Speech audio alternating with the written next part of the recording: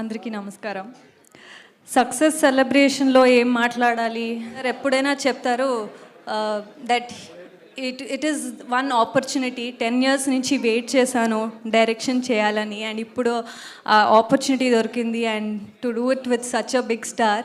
So I have to make the best out of it అని, and చాలా hard work with a lot of sacrifice, sleep, family అన్నీ చేసి ఇప్పుడు ఈ success చూస్తే చాలా హ్యాపీ, ఆనందంగా ఉంటుంది సార్.